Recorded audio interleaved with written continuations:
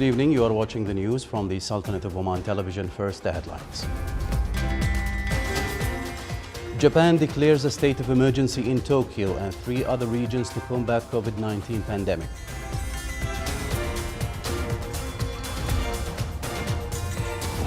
The UN Secretary General calls for global efforts to tackle climate change and reiterates his position to build a global coalition for net zero emissions by mid-century.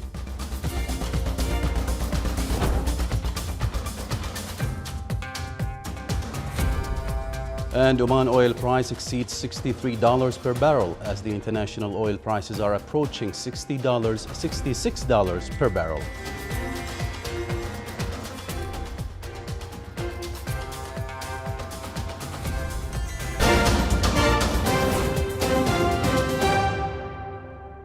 Those were the headlines. Now for the news in detail.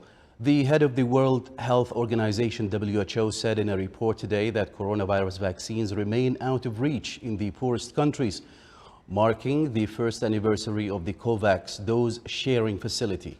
Tedros Adhanom Ghebreyesus said nearly 900 million vaccine doses have been administered globally, but over 81% have gone to high or upper middle income countries, while low income countries have received just 0.3%. Tedros has repeatedly denounced inequities in vaccine distribution and urged wealthier countries to share excess doses to help inoculate health workers in low-income countries. More than 3 million people have died in the pandemic. COVAX, which has shipped 40.5 million doses to 118 countries so far, aims to secure 2 billion doses by the end of 2021. Yesterday, COVAX, co-run by the Gavi Vaccine Alliance and WHO, said it was seeking to bolster its supplies of vaccines for poor countries from new manufacturers as it aims to mitigate supply problems of the AstraZeneca vaccine from India, its main shot so far.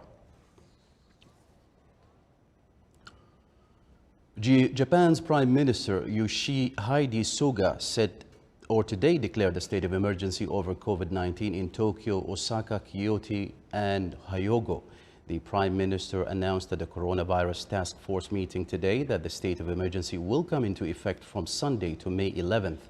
This is the 3rd time the Japanese government has issued an emergency declaration over COVID-19.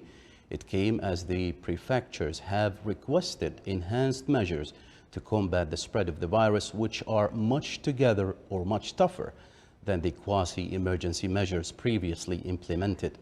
Meanwhile, President Vladimir Putin today backed the proposal by the head of Russia's health watchdog to introduce a non-working period in early May to prevent a surge in coronavirus infections.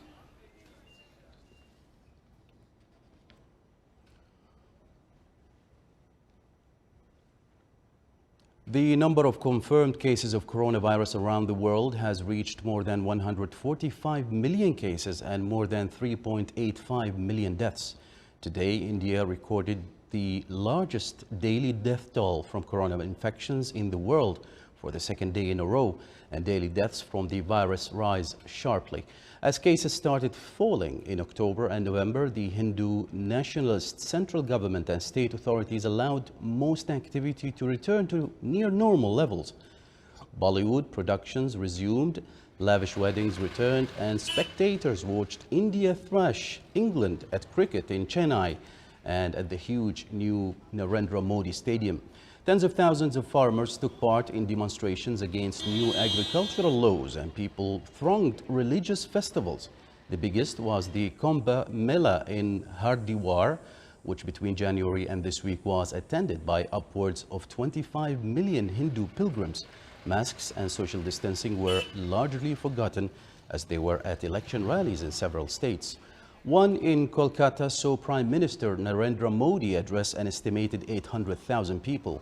Meanwhile, 13 people from COVID-19 died in a fire that broke out this morning in a hospital in a suburb of Bombay. Israeli police said 44 people were arrested and 20 officers were wounded in a night of chaos in Jerusalem. Security forces separately clashed with Palestinians angry about Ramadan restrictions and Jewish extremists who held an anti-Arab march nearby. Tensions have spiked in recent days in the city, which has long been a flashpoint in the Israeli-Palestinian conflict. Palestinians have clashed with Israeli police on a nightly basis since the start of the Muslim holy month of Ramadan. Yesterday, hundreds of Jewish extremists tried to march to the site of the clashes but were halted by police. Smaller violent confrontations broke out elsewhere in the city.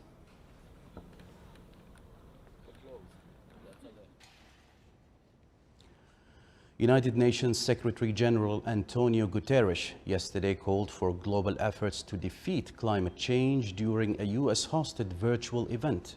The UN chief warned world leaders attending the Leaders' Summit on Climate that our planet is at the verge of the abyss.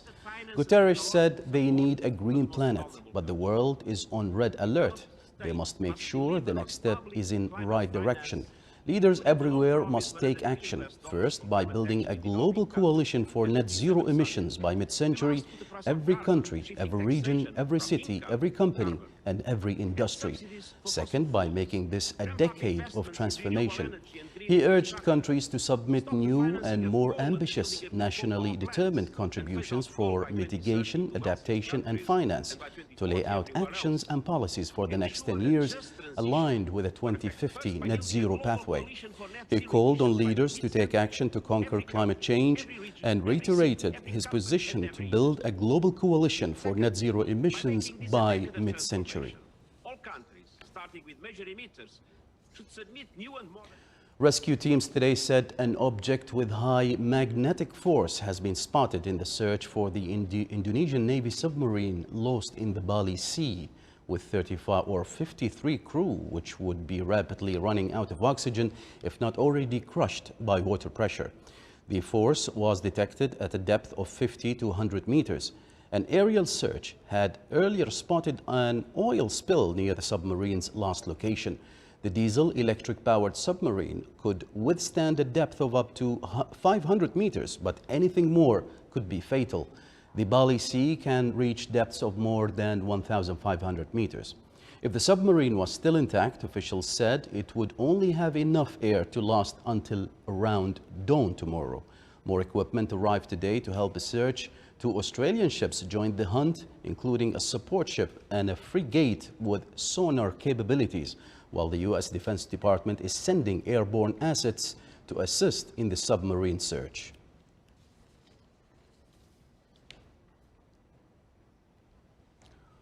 Russia will start withdrawing its forces amassed near Ukraine and the Crimea Peninsula, confirming the end of its maneuvers after the intense military presence raised the concern of the West and Kiev. Russian Defense Minister Sergei Shoigu said in a statement that the forces have demonstrated their ability to ensure the reliable defense of Russia. Therefore, they decided to end the vetting activities in the south or the southern and western military provinces bordering Ukraine. According to the Russian Ministry of Defense, 10,000 soldiers, about 40 warships, air defense forces and airborne forces participated in these exercises.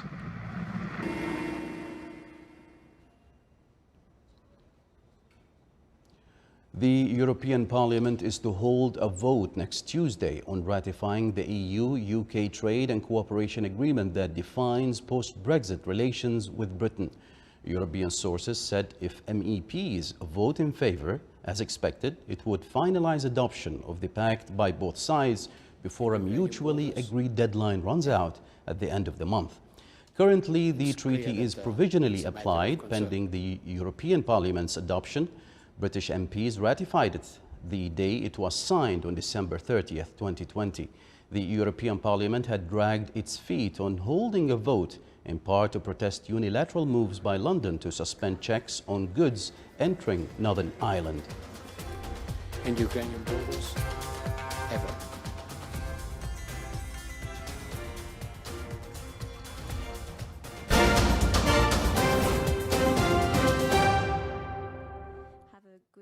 Central Bank of Oman revealed the results of the 300 million Omani Riyals government bond issue number 67. The central bank stated that the bonds will be issued for 7 years and will be payable in 2028 with annual interest of 5.5%. The bank pointed that the overall value of the subscriptions for this issue exceeded target value by over 61 million Omani riyals.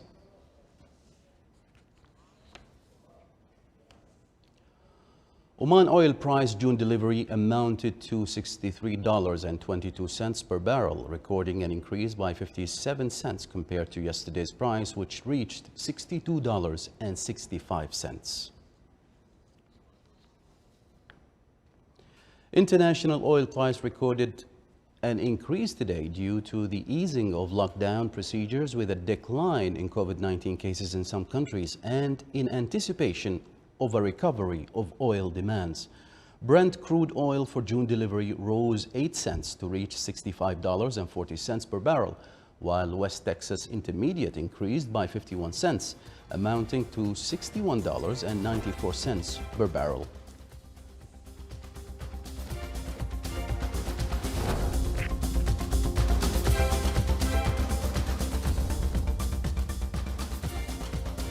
This is the Sultanate of Oman television. Before we end tonight's bulletin, here are the main points once again. Japan declares a state of emergency in Tokyo and 3 other regions to combat COVID-19 pandemic.